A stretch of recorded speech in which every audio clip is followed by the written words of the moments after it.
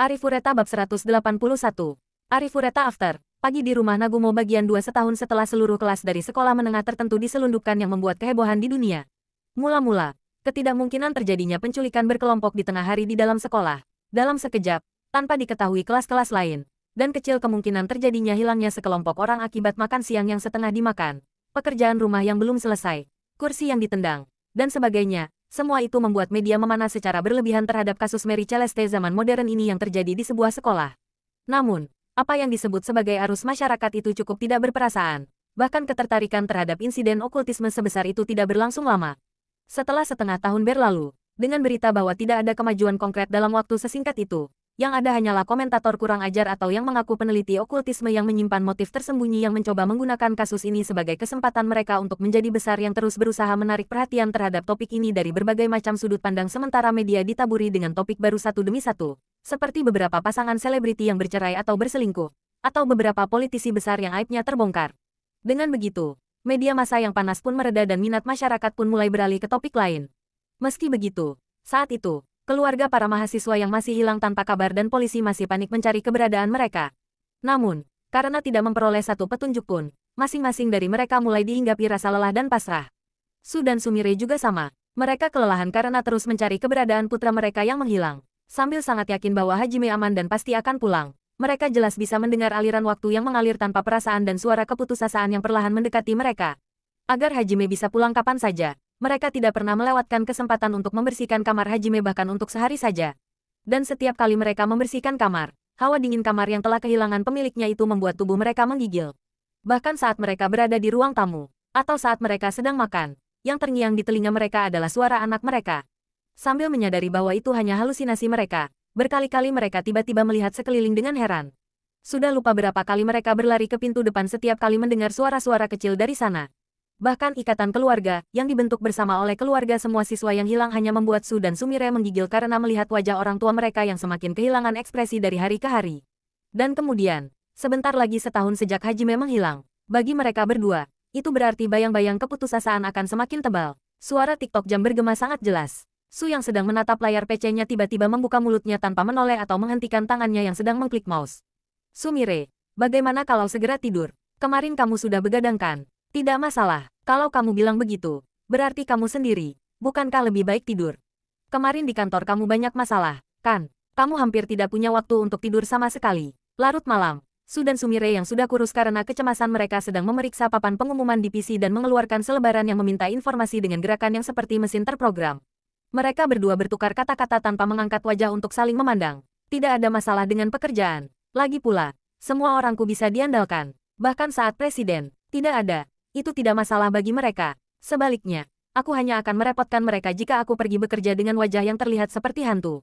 Seperti itu, mereka bahkan akan mengusirku. Lagi pula, bukankah Sumire lebih menderita daripada aku? Kau melewatkan tenggat waktumu lagi, kan? Ya, tapi, itu hanya sekali. Asistenku juga hebat, baik Su maupun Sumire. Selama 1 tahun ini mereka kerap mengambil cuti dari pekerjaan masing-masing, baik mengelola perusahaan game maupun serialisasi manga.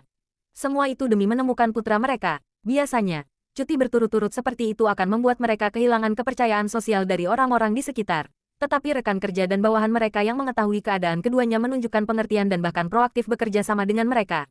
Berkat itu, mereka tidak berakhir menganggur. Itu benar-benar pertimbangan yang sangat dihargai sehingga jika Hajime pulang, tidak akan ada situasi rumit seperti dia menyaksikan kedua orang tuanya menjadi pengangguran sekaligus.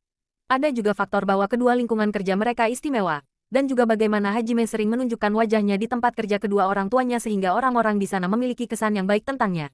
Jadi orang-orang di tempat kerja orang tua Hajime juga sangat khawatir tentang Hajime dari lubuk hati mereka yang terdalam bahwa Hajime telah menghilang setelah terlibat dengan situasi gaib yang tiba-tiba.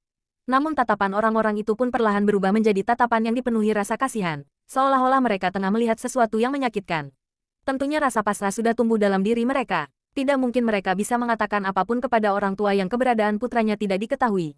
Tetapi semua orang mulai berpikir, mungkin saja, Hajime sudah. Tidak mungkin Su dan Sumire tidak menyadari suasana seperti itu. Itu juga menjadi faktor yang menyudutkan pikiran mereka tanpa alasan. Tetapi fakta bahwa mereka bisa meluangkan waktu untuk mencari Hajime seperti ini sekarang juga berkat orang-orang itu. Jadi tidak mungkin mereka bisa melakukan sesuatu seperti meledak dalam kemarahan terhadap mereka. Bahkan dengan hati mereka yang muram, meski keduanya paham bahwa tidak mungkin bagi mereka untuk beristirahat, Mereka masih saja bertukar kata-kata polos seperti saling menyarankan untuk beristirahat. Selang beberapa saat, Su dan Sumire masih terus bertukar dialog yang sebenarnya kosong. Namun tak lama kemudian, setelah melihat papan informasi di internet yang tidak hanya minim informasi masuk akal tetapi malah dipenuhi informasi palsu atau tulisan-tulisan yang tidak bertanggung jawab, Su akhirnya mengalihkan pandangannya dari layar monitor. Lalu, sambil mendesah dalam-dalam, dia meletakkan kedua sikunya di atas meja dan kepalanya tertunduk sementara kedua tangannya menutupi matanya. Hajime, di mana dia sekarang? Sayang, meskipun Su masih berusia awal 40-an, saat ini dia tampak seperti orang tua yang lelah. Sumire yang melihatnya seperti itu juga menghentikan tangannya yang sedang bekerja dan mengangkat wajahnya. Seperti yang diharapkan, bagaimana kalau kita beristirahat sebentar? Kau tahu itu tidak mungkin, kan? Lagi pula aku tidak akan bisa tidur nyenyak. Itu mungkin benar tapi, kata-kata Sumire tercekat di tenggorokannya. Apa yang dikatakan Su sepenuhnya benar, dia sendiri juga seperti itu. Tidak peduli seberapa lelah tubuh dan pikiran mereka, tetapi hari demi hari api kegelisahan di hati mereka semakin membara. Hal seperti itu merampas kemampuan mereka untuk tidur nyenyak. Tidak apa-apa, ini baru 1 tahun. Bahkan jika butuh beberapa tahun, kita pasti akan menemukannya. Tidak mungkin aku akan pingsan sebelum saat itu. Kau benar, seperti yang kau katakan. Suaminya mengangkat wajahnya sambil tersenyum kecut. Meski begitu, ada bayangan gelap yang tak bisa disembunyikan di sana. Sumire tersenyum padanya meski merasa khawatir. Lalu ia berdiri dari kursinya untuk mendekapnya erat. Namun sebelum ia sempat melakukan hal itu, tiba-tiba pinpoen terdengar bunyi lonceng dari pintu masuk. Tentu saja, pada waktu seperti ini, ketika tanggal sudah berubah, tidak mungkin ada orang yang akan berkunjung. Jika itu adalah kerabat, maka mereka seharusnya menghubungi mereka sebelumnya. Jadi mereka berdua saling berhadapan dengan curiga. Bahwa mereka tidak dapat mencapai kemungkinan itu, dengan segera, menunjukkan betapa lelahnya hati mereka. Su perlahan mengangkat pinggangnya yang berat dan melepaskan gagang telepon dari intercom. Ketika dia melakukannya, tentu saja sosok pengunjung diproyeksikan di layar. Itu. Apa yang harus kukatakan? Ini. Aku. Di sini. Keadaan tamu yang datang tiba-tiba itu yang tidak dapat dengan lancar memutuskan kata-kata apa yang harus diucapkan sementara tatapannya terus mengembara tanpa henti. Jika orang-orang yang mengenal orang ini dalam 1 tahun ini melihat sikapnya ini, mereka pasti akan secara refleks menatap dengan takjub. Bahkan dari seberang layar, mereka tahu. Sikap, penampilan, bahkan tinggi badan orang ini berbeda dengan yang ada dalam ingatannya. Meski begitu, mereka tahu, Su benar-benar tahu, dan langsung tahu, orang itu, yang entah bagaimana tampak canggung dengan wajah cemberut yang tampak bermasalah adalah orang yang terus mereka cari, orang yang mereka yakini pasti akan pulang. Itu adalah putra kesayangan mereka. Dengan suara keras, Su membuang gagang telepon dan membuka pintu ruang tamu dengan keras seolah-olah dia menendangnya. Tanpa menyembunyikan kesabarannya, dia membuka kunci pintu depan dengan kasar, lalu membuka pintunya. Kemudian, itu, aku pulang, Tusan. Hajime, suara Su terdengar bersamaan dengan Sumire yang mengejarnya tanpa diketahui. Mereka memanggil nama anak mereka dengan volume yang bisa membuat tenggorokan mereka tercekat. Pada saat yang sama, mereka menyerang anak laki-laki yang sedang menggaruk pipinya dengan canggung di depan gerbang rumah. Hajime, dasar bajingan bodoh. Kemana saja kau selama ini? Anak bodoh ini, apa kau tahu betapa kau membuat kami khawatir? Ayah dan ibu memeluk erat putra mereka. Begitu eratnya hingga membuat mereka sulit bernapas. Di saat ini, mereka sedang memastikan bahwa putra ini benar-benar berdiri di depan mata mereka. Agar ia tidak menghilang untuk kedua kalinya, mereka memeluknya erat-erat, lampu jalan yang redup, cahaya yang keluar dari dalam rumah, dan bulan yang bulat sempurna di langit dengan lembut menerangi keluarga yang menjadi satu lagi. Di tengah-tengah itu Hajime menegang dalam posisi banzai sambil dipeluk erat oleh keduanya. Posisi banzai. Jika kamu berteriak banzai dalam perayaan, biasanya kamu juga akan mengangkat kedua tanganmu untuk bersorak, kan? Hajime berpikir bahwa orang tuanya pasti mengkhawatirkannya. Ia yakin bahwa mereka percaya bahwa ia akan pulang. Tapi, meski begitu, sosok dan suasana dirinya yang sekarang, meski warna rambutnya, mata buatannya, dan tangan buatannya dikembalikan ke wujud aslinya semaksimal mungkin, dirinya yang sekarang seharusnya benar-benar berbeda dari dirinya yang dulu. Itulah sebabnya, dia pikir mereka pasti akan merasa bingung. Dia bahkan memutuskan untuk bersiap menghadapi mereka yang akan mengatakan kata-kata yang meragukan seperti apakah kau benar-benar Hajime. Dengan curiga, bergantung pada situasinya. Mungkin ada kebutuhan untuk menghabiskan waktu untuk mencapai pemahaman. Itulah yang dipikirkan Hajime di sudut hatinya, sama seperti bagaimana wujud palsu Hajime yang ditunjukkan di salah satu dari 7 labirin besar di gua es dan salju padang salju Sune sebelumnya. Bahwa di lubuk hati Hajime yang terdalam, ia memiliki ketakutan bahwa orang yang selama ini diakui oleh dirinya dan orang lain sebagai monster tidak akan bisa diterima oleh kedua orang tuanya. Itulah penyebab dari emosi Hajime yang tidak bisa ditutupi, yang mirip dirinya namun juga tidak seperti dirinya. Namun, sekarang setelah ia mencoba membuka tutupnya, beginilah hasilnya. Su dan juga Sumire bahkan tidak mempedulikan perubahan Hajime. Mereka memberinya pelukan erat yang dipenuhi dengan keyakinan dan kemarahan, dan juga kelegaan yang tak berdaya. Di dalam tubuh Hajime, emosi yang panas, namun kuat, dan tak terduga dalam dirinya muncul. Setiap pengalaman hebat yang pernah dialaminya di dunia lain, melewati otaknya seolah-olah dia sedang mengalami lentera yang berputar. Dan saat itu hanya ada satu hal yang dipikirkannya. Akhirnya, aku pulang. Kedua lengan Hajime diam-diam memegang punggung kedua orang tuanya. Lalu, dengan suara gemetar, ia mengucapkannya sekali lagi dengan suara kecil namun jelas. Tusan, Kasan aku pulang. Su dan Sumire, dengan mata mereka yang masih dibanjiri air mata, sedikit menjauh dari Hajime. Dan dengan tatapan mata yang tegas dan lurus, mereka mengucapkan kata-kata itu bersamaan dengan senyuman yang mengembang tentu saja bagi Hajime. Kata-kata ini adalah tanda yang memberitahunya tentang akhir dari perjalanannya yang panjang dan berbahaya dalam arti sebenarnya. Selamat datang di rumah, Hajime. Setelah itu, Hajime dan yang lainnya yang menyadari ada tetangga yang mengintip keadaan dari celah-celah tirai, dengan gembira kembali ke dalam rumah. Itu adalah rumah yang hanya ia tinggalkan selama setahun. Meski begitu, Hajime menyipitkan matanya karena bernostalgia. Ia tak dapat menahan diri untuk membelai tangannya di pagar dan ornamen. Saat memasuki ruang tamu, Hajime melihat banyak selebaran berserakan di atas meja. Ia mengambil salah satunya dan mengamatinya dengan saksama. Setelah itu, ia juga menemukan PC yang dibiarkan terbuka menampilkan situs yang meminta informasi tentang orang hilang. Setahun setelah kepergianmu, kami mencoba segala cara untuk mencari petunjuk. Namun, pada akhirnya, kami tidak dapat memperoleh satupun petunjuk. Hajime, kalian semua, kemana kalian semua pergi? Juga, Hajime, setahun yang lalu pada hari itu, apa yang sebenarnya terjadi? Tentang itu, menjelaskannya memang mudah, tetapi juga sulit. Ada banyak hal yang harus dibicarakan. Tatapan mata dalam dari putra mereka yang sudah tidak bisa disebut muda lagi itu membuat Su dan Sumire menelan ludah. Lalu mereka menduga bahwa Hajime telah melalui pengalaman luar biasa yang bahkan tidak dapat mereka bayangkan. Begitu ya, kalau begitu, biar aku bereskan mejanya sebentar. Kita akan bicara banyak setelah ini. Tunggu sebentar, aku akan menyeduh teh susu yang lezat sekarang. Ya, terima kasih, Kasan. Fufu, entah kenapa kamu benar-benar merasa seperti orang dewasa. Sambil minum teh susu hangat dan manis yang disiapkan Sumire, Hajime menceritakan kebenaran tentang hilangnya kelompok itu kepada mereka berdua. Pengalaman Hajime terlalu padat untuk diceritakan semuanya dalam satu kali duduk. Oleh karena itu, ia hanya berbicara tentang ringkasan dari setiap poin penting. Tetapi meskipun demikian, pemanggilan ke dunia lain, bertahan hidup di jurang, perpisahan dengan teman-teman sekelasnya, penaklukan labirin besar, pertempuran penentu yang legendaris. Saat Hajime selesai berbicara tentang itu, langit sudah mulai terang. Hajime, yang telah selesai berbicara tentang acara umum, menghabiskan cangkirnya yang telah diisi ulang beberapa kali, lalu mendesah. Su dan Sumire juga mendesah lelah. Su mengusap matanya dengan jarinya sementara Sumire menundukkan pandangannya ke cangkir yang kosong. Mereka terdiam karena merasa bingung harus menjawab apa. Sudah kuduga. Apakah itu sulit dipercaya? Hajime bertanya sambil tersenyum kecut. Itu, tentu saja, Tusan dan juga Kasan. Karena pekerjaan kami memiliki banyak pengetahuan tentang sesuatu seperti itu tapi, berpikir, itu benar-benar terjadi. Benar sekali. Namun, jika kita pikirkan tentang hilangnya kelompok itu secara tidak wajar, kita tidak dapat menyangkal bahwa itu mungkin benar. Tidak ada alasan bagi Hajime untuk berbohong dalam situasi ini. Itulah sebabnya, kekhawatiran kita adalah kemungkinan ada seseorang yang membuat Hajime percaya hal seperti itu. Haha, memang, cara berpikir seperti itu jauh lebih realistis. Aku juga, jika aku berada di posisi Tusan dan Kasan, pasti aku juga akan berpikir seperti itu pada awalnya. Diculik oleh orang tak dikenal. Lalu kelompok itu dicuci otaknya dan memori tentang hal-hal yang tidak masuk akal dimasukkan ke dalam otak mereka. Memang, daripada percaya bahwa dia akan pergi ke dunia lain dan bertarung melawan monster dan dewa di sana, penjelasan itu terdengar lebih masuk akal.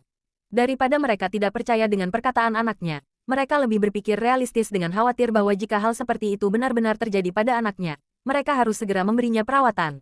Senyum kecut Hajime semakin dalam kepada dua orang yang mengkhawatirkannya. Lalu dia membuka mulutnya karena ada sesuatu yang harus dia pastikan bagaimanapun caranya. Tusan, Kasan, terlepas dari apakah yang kukatakan itu benar atau tidak, ada cara untuk membuktikannya. Karena itu, dengan asumsi bahwa apa yang kukatakan itu benar, aku ingin bertanya sesuatu. Mengenai hal-hal yang telah kulakukan, apa pendapat kalian berdua? Tidak, apa pendapat kalian tentang diriku yang sekarang? Itulah pertanyaan yang paling ditakutkan Hajime dari lubuk hatinya. Jika orang tuanya menyimpan kekecewaan dan ketakutan, penghindaran dan rasa jijik terhadapnya maka, seperti yang diduga, itu akan sulit baginya. Tentunya jika itu terjadi, Hajime akan keluar rumah, dan kemudian ia akan melompat ke dada kekasihnya yang tercinta. Namun, berbanding terbalik dengan rasa cemas dan gugup dalam hati Hajime, seolah sudah menduga kekhawatiran dalam hati Hajime, Su dan Sumire justru menampakkan senyum yang tampak gelisah, atau mungkin jengkel. Sekarang lihatlah, Hajime, aku dan juga Sumire, kami bukanlah orang suci, tahu. Su dan Sumire berdiri dari tempat duduk mereka dan mendekati Hajime yang sedang bingung. Daripada kematian orang lain, keselamatan putra kita jauh lebih penting. Mungkin Anda menganggapnya sebagai orang yang berhati dingin, tetapi itulah yang disebut orang tua.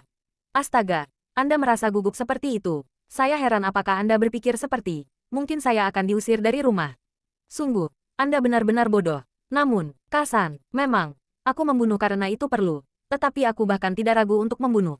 Begitulah perubahanku. Seorang pria yang bahkan tidak memiliki rasa takut atau jijik untuk membunuh. Bisakah kau menerima orang seperti itu? Sungguh anak yang tidak punya harapan. Sumire yang mengusap-usap kepalanya seolah mengatakan itu dibalas oleh Hajime dengan ekspresi yang tidak bisa berkata-kata. Mendengar jawaban itu, Su benar-benar membuka mulutnya dengan jengkel kali ini. Ini bukan tentang menerima atau tidak. Kita adalah keluarga, tahu? Sesuatu seperti berhenti menjadi keluarga tidak ada dalam keluarga Nagumo. Tidakkah kau tahu, tidak ada yang bisa membuatmu berhenti menjadi anakku. Hasil akhirnya adalah, kau tidak bisa lari dari Oto Usama. TN, mungkin merujuk pada sesuatu. Tidak, jangan membuat kutipan apapun di saat seperti ini. Hahaha, baiklah, kesampingkan itu. Hajime adalah anakku, dan aku adalah seorang ayah. Selama itu benar, maka aku dan Sumire akan menjadi sekutumu kapan saja. Tidak mungkin ada orang yang bisa mengkhawatirkan orang lain sementara kelangsungan hidup putra mereka terancam. Selain itu, jika kamu merasa bersalah, jika kamu mengatakan bahwa kamu ingin menebus dosa kepada keluarga almarhum maka aku akan menebusnya bersamamu. Dan bahkan jika kamu menjadi pembunuh psikopat maka aku akan mempertaruhkan tubuh dan hidupku untuk menghentikanmu. Kemungkinan besar, jika dipikirkan dari sudut pandang akal sehat, maka cara Su dan Sumire melakukan sesuatu itu keliru. Sebagai orang tua, tidak peduli keadaan seperti apa yang ada, mereka harus mempertanyakan benar dan salahnya si pembunuh. Dan jika itu adalah sesuatu yang tidak dapat dimaafkan, maka mereka harus menegur orang tersebut. Sebagai orang tua, mereka harus menegur anak mereka tentang kesalahan mereka. Dan tentu saja Su dan Sumire juga memahami hal itu. Namun, bahkan dengan pemahaman itu, mereka tetap senang bahwa putra mereka kembali hidup-hidup meskipun telah membunuh orang lain. Jika Hajime sudah berdamai dengan hal itu, maka itu tidak apa-apa. Jika misalnya, ia ingin menebus dosanya, maka mereka sebagai orang tuanya akan menemaninya. Dan jika ia berakhir sebagai iblis, maka mereka akan mempertaruhkan nyawa mereka untuk membawanya kembali ke jalan yang benar. Mereka menyatakan hal itu dengan jelas kepada Hajime. Hajime, apakah kamu menyesali apa yang telah kamu lakukan selama ini? Tidak, aku sama sekali tidak menyesal. Aku bahkan tidak berpikir bahwa aku salah. Aku memutuskan untuk melakukan apa yang kulakukan dengan tekad melawan segalanya. Ya, memang harus begitu. Tapi Hajime, cara seperti itu tidak akan berhasil di Jepang. Tahu? Aku tahu, perjalanan yang kumulai dengan tekad untuk membunuh semua orang yang memusuhiku sudah berakhir. Itu sebabnya aku juga harus mengubah cara hidupku. Ya. Setidaknya aku mungkin melakukan sesuatu seperti menanamkan trauma pada mereka yang menghalangi jalanku. Begitu ya, kalau begitu tidak apa-apa. Meskipun hati Hajime sudah tidak mau membunuh orang lagi, nalar dan emosi masih ada di dalam dirinya. Kalau begitu, tidak apa-apa. Seperti yang Su katakan, jika Hajime benar-benar melangkah di jalan yang salah, kami akan membawamu kembali meskipun kami harus memukulmu, dan memikul tanggung jawab itu bersamamu. Ibu, Hajime berpikir, meskipun ia telah memperoleh kekuatan untuk membantai dewa sekalipun, tetapi seperti yang diduga, ia masih belum sebanding dengan ayah dan ibunya. Dan kemudian, ia teringat putri kesayangannya yang ia peroleh di dunia lain, dan ia sangat merasakan betapa ia masih kurang sebagai seorang ayah. Su dan Sumire menepuk pelan Hajime yang sedang memejamkan matanya. Jika mereka benar-benar melihat Hajime membunuh seseorang dengan mata kepala mereka sendiri, tidak mungkin mereka tidak akan terguncang. Mungkin itu akan menjadi trauma bagi mereka. Mungkin mereka tidak akan bisa mengatakannya tanpa ragu seperti ini. Meski begitu, satu hal yang dapat mereka katakan dengan pasti adalah bahwa mereka takut kepada Hajime, putra mereka, dan kemudian menjauhinya karena itu adalah satu-satunya hal yang tidak akan pernah mereka lakukan.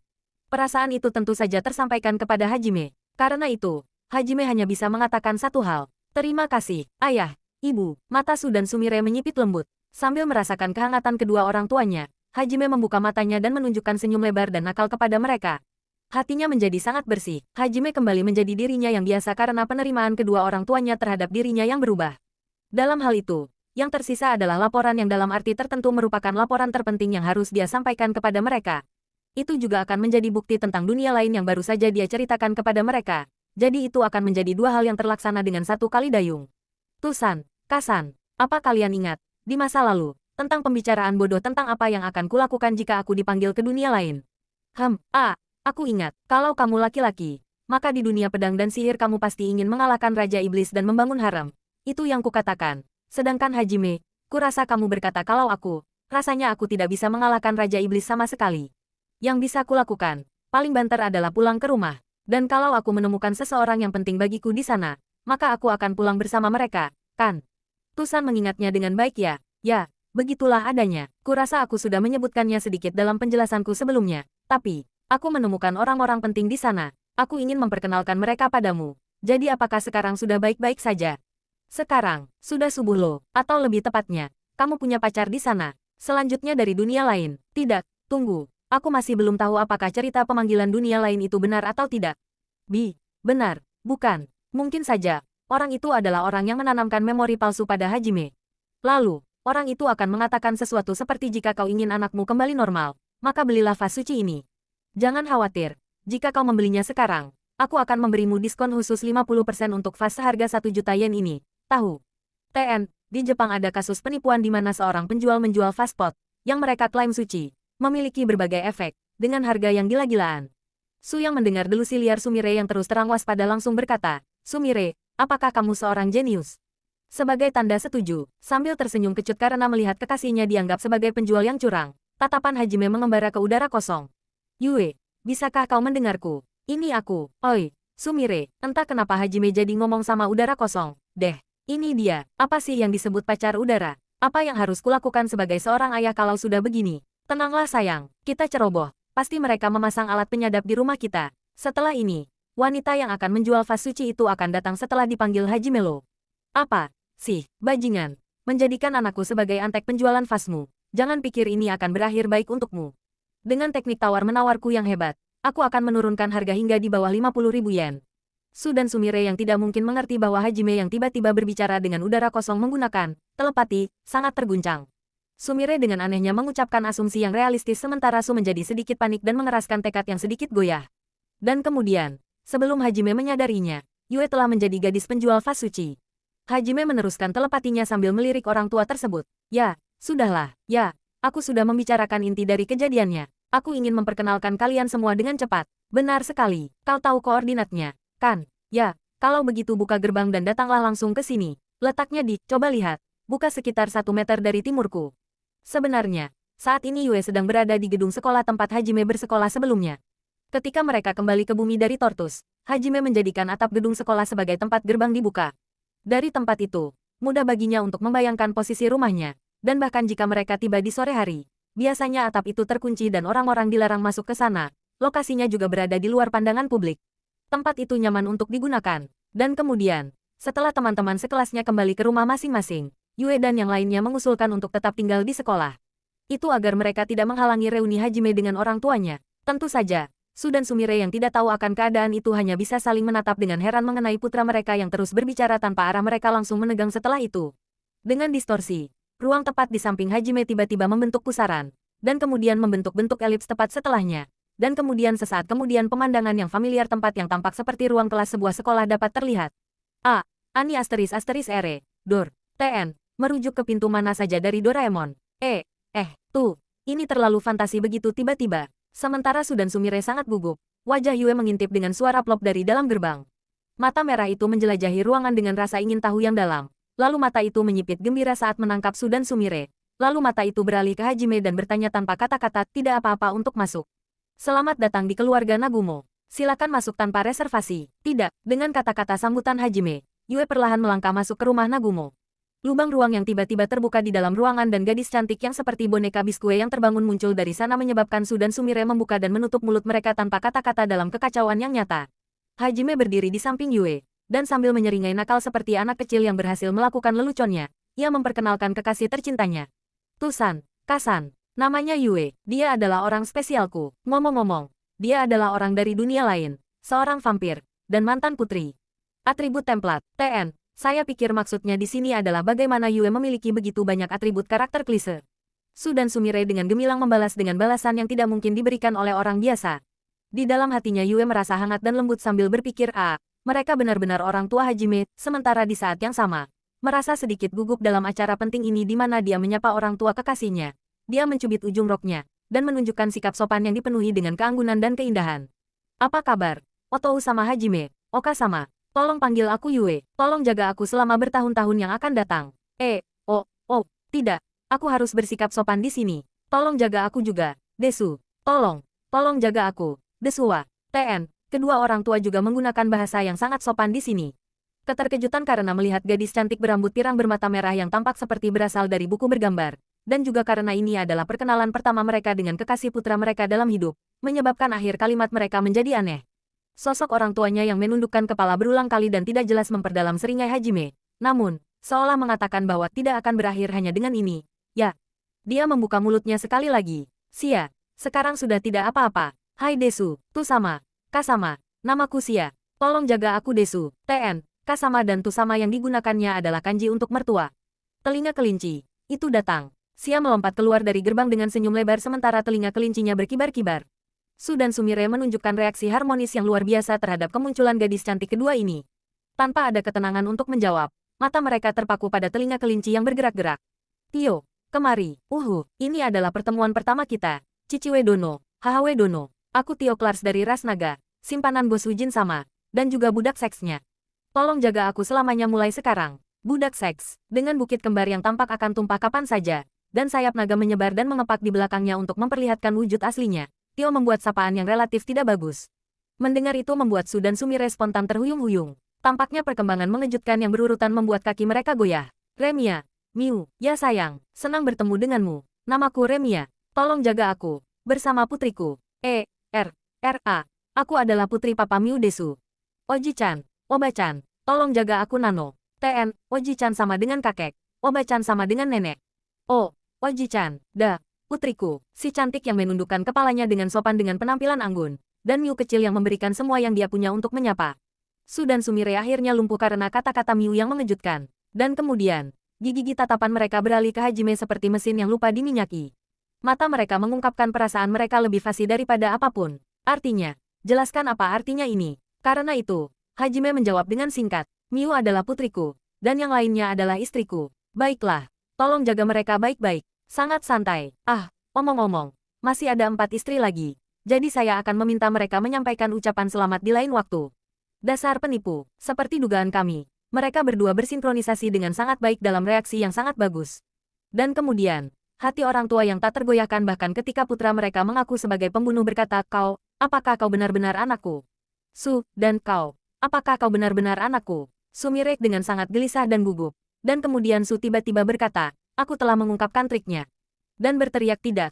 Tunggu, Sumire. Tidak mungkin gadis semanis ini nyata. Semuanya CG, jangan tertipu. Mendengar itu Sumire berteriak sayang. Kau jenius.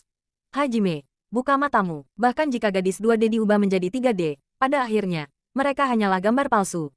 Itu hanya akan berakhir sia-sia. Dengan ekspresi sedih, bagaimanapun, ruangan itu sudah berubah menjadi kekacauan besar. Akan tetapi, kekacauan itu pun tidak berlangsung lama. Itu karena Miu yang merasa tidak diterima dari keadaan kedua orang tuanya menjadi tertekan. Lalu dia bertanya, Oji-chan, Oba-chan, apa Miu tidak baik? Hasil dari itu tidak perlu dikatakan lagi. Apa kabar? Aku ini Oji-chan Miu lo. Apa kabar? Aku Oba-channya Miu-chan lo. Mereka bangkit kembali dengan sangat baik dalam sekejap. Sosok mereka yang tersungkur tak berdaya oleh kecantikan licik Miu ternyata sama persis dengan Hajime seperti yang diharapkan. Seperti itulah, setelah mereka berhasil bangkit kembali, melihat fenomena khayalan yang terjadi di depan mata mereka dan gadis-gadis cantik yang bukan manusia, kedua orang yang sejak awal memiliki daya tahan tinggi terhadap hal semacam ini karena sifat pekerjaan mereka segera mengonfirmasi kebenaran perkataan Hajime. Setelah itu, terjadilah kegaduhan hebat, hip-hip hore, hal-hal yang terlalu nyata yang dialami putra mereka, dan harem gadis-gadis cantik yang sesungguhnya. Jiwa otaku mereka melahapnya dengan penuh semangat sebelum mereka melemparkan rentetan pertanyaan kepada Hajime dan yang lainnya dengan mata berbinar-binar. Ketika Tio menggunakan sihir generasi untuk mengeluarkan rekaman gambar pertarungan Hajime yang dia rekam, suara-suara aneh bergema di area perumahan di pagi hari. Wow, luar biasa. Tahukah kamu? Itu anakku. Terima kasih banyak. Atau, Kia, kamu dengar itu? Baru saja, dia mengatakan sesuatu yang luar biasa loh. Ini buruk. Anak ini benar-benar Raja Iblis sama. Dan kemudian, Raja Iblis sama adalah anakku Desu. Terima kasih banyak, dan seterusnya. Mungkin karena keduanya juga begadang sepanjang malam tanpa tidur. Ketegangan mereka terus meningkat dan meningkat. Pada akhirnya, mereka berdua terus membuat keributan sampai Hajime yang tidak dapat menahan rasa malu membuat mereka berkata, Abababa, menggunakan lightning clad. TN, Abababa itu menggambarkan sengatan listrik dalam kartun, di mana orang yang tersengat listrik itu memperlihatkan kerangkanya dan hanya tubuhnya yang berasap dan rambutnya yang keriting. Seperti yang diharapkan dari Otou sama dan Oka sama Hajime, mereka benar-benar di luar kebiasaan. Tentu saja, rasanya seperti mereka benar-benar orang tua Hajime-san seperti ini Desu. Bahkan dapat dikatakan, bahwa ini wajar saja bagi Cici Dono dan Hwe Dono dari Gosujin sama. Ufufu. Mereka mirip Haime-san. Sungguh sosok yang unik. Yap, papa. Mirip banget sama Oji-chan sama Oba-chan Nano. Yue dan yang lainnya menyampaikan kesan mereka sambil menatap Su dan Sumire yang pingsan sambil tersenyum lebar. Terhadap kesan tersebut, Hajime mengucapkan sebuah kalimat. Apa sebenarnya maksud kalian semua dengan itu? Ekspresi Hajime berubah tak bisa berkata-kata. Su dan Sumire yang kembali dari kenang-kenangan memanggil dengan senyum lebar ke arah keluarga putra mereka yang tengah asyik bercumbu dan bercanda di meja makan pagi. Itu mengingatkanku, Hajime, kau akan bertemu dengan Kaori-chan dan yang lainnya hari ini, kan? Kau tidak akan terlambat. Gelombang. Ini sudah lewat tengah hari, jadi tidak masalah. Shizuku-chan juga akan datang, kan? Bagaimana dengan Ai-chan? Sepertinya Shizuku akan datang bersama Kaori. Tapi Aiko, kurasa dia bisa datang, tapi mungkin dia akan terlambat. Lagi pula, dia punya pekerjaan dan juga jabatan. Hajime mengangkat bahu, sementara Sumire menurunkan alisnya tanda simpati sambil berpikir. Ai-chan juga mengalami kesulitan ya. Hari ini Hajime berencana untuk makan malam bersama semua orang, termasuk Kaori dan yang lainnya. Teman-teman sekelasnya juga akan berpartisipasi sehingga akan menjadi semacam reuni kelas bagi orang-orang yang dipanggil ke dunia alternatif. Meskipun saat ini mereka semua masih menjadi siswa aktif, jadi nuansanya agak berbeda. Oi, Hajime, beritahu Kaori-chan dan yang lainnya untuk lebih sering menunjukkan wajah mereka di sini. Soal menantu perempuan yang cantik, semakin banyak semakin baik. Benar sekali, atau lebih tepatnya, jika pembangunan rumah selesai, tidak apa-apa bagi mereka untuk tinggal di sini. Tahu? Bukankah lebih baik jika rumah itu ramai dan ceria? Gadis-gadis itu sendiri tidak begitu mempermasalahkannya. Sebaliknya, mereka tampaknya ingin datang seperti biasa, tetapi keluarga mereka tampaknya tidak menyetujuinya. Ya, itu keputusan yang masuk akal. Di sudut pikirannya, Hajime teringat saat dia bertemu keluarga Kaori dan Shizuku sambil mengangkat bahu. Gelombang. Begitulah. Baiklah. Katakan saja pada mereka bahwa Kasan akan menyambut mereka kapan saja. Juga, Fufu, aku tidak keberatan jika kamu akan menginap malam ini. Tahu? Pesta Poraya, anak yang mengerikan bahkan sebagai anakku. Kamu berisik sekali. Sudah kubilangkan kalau aku akan pulang seperti biasa. Tusan dan Kasan benar-benar. Ekspresi Hajime berubah agak lelah sejak pagi. Para istri dari dunia lain menyaksikan percakapan antara orang tua dan anak itu sambil tersenyum. Apa yang terbentang di depan mata mereka? Tentu saja merupakan kehidupan sehari-hari keluarga yang damai dan lembut, normal.